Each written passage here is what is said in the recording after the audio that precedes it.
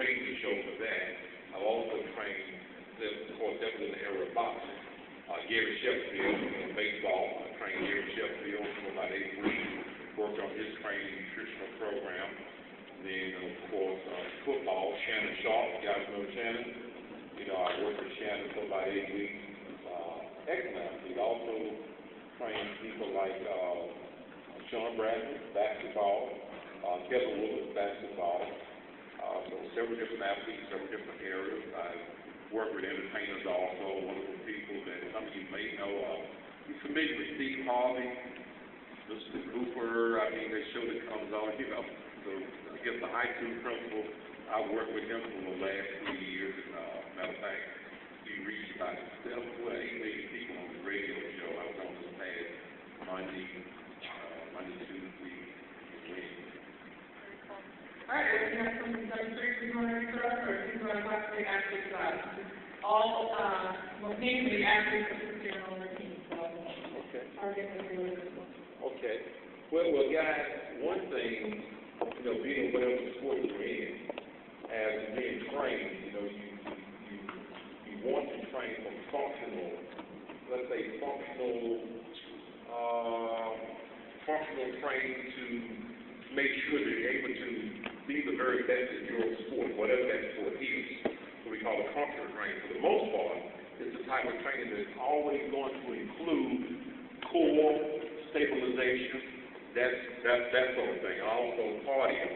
So when you see a traditional type of fitness centers all over the United States, you go and you can always look at the machine where people are sitting down and sitting on their butt, really, right?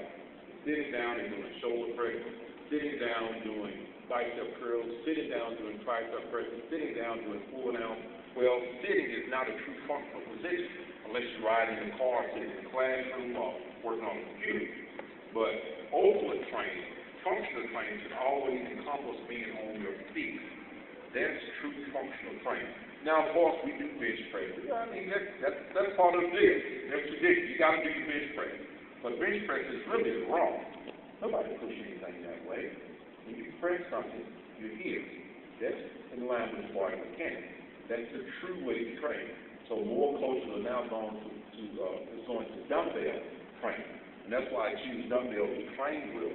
And I train those athletes using dumbbells. But if you go into a trial for NFL or whatever, or college combine stuff, you got to do the bench press, right? That's just the way it is. That's part of the industry. However, true functional training, long-term, managed aids and so forth, have to be done by way of functional training. Now, I'm going to give you a few demonstrations. I'll give you a chance to ask me some different questions as it relates to training, as it relates to nutrition, and so forth. Matter of fact, before I go into the training, let's talk a bit about nutrition, because all of you, how many of you were not at the last talk I gave? Raise your hand. Okay, so we have a good meeting that wasn't there.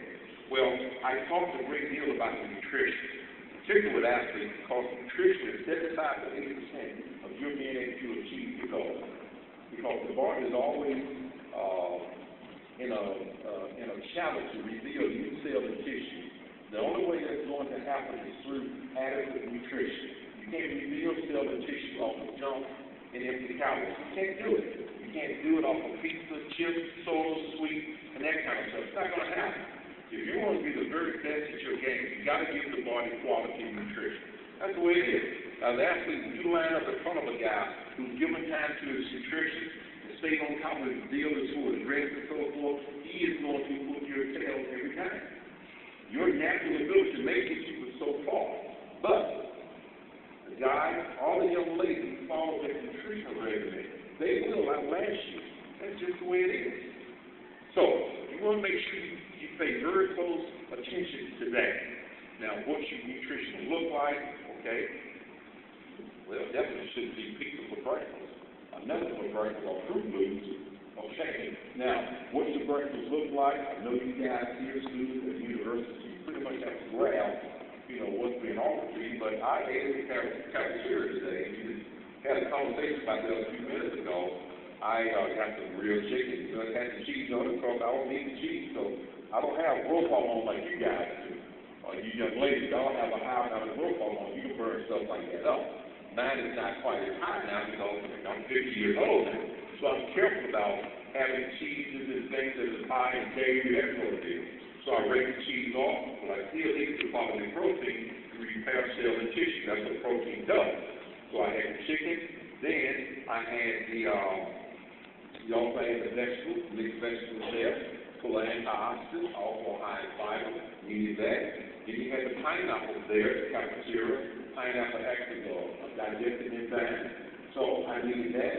It also helps to act as an anti-inflammatory to get rid of inflammation out of the joints. So if you're in football, baseball, basketball, volleyball, whatever you do as athletes, there's a lot of pounding on the joints. You need things to help flush away inflammation out of the joints. So pineapple is excellent for that. So is papaya, so is fruits and vegetables of many types. So you want to stay on top of that. Okay, so that's what I had for lunch here. Okay, so that's a good choice. Breakfast, this morning we had a nice vegetable style omelet.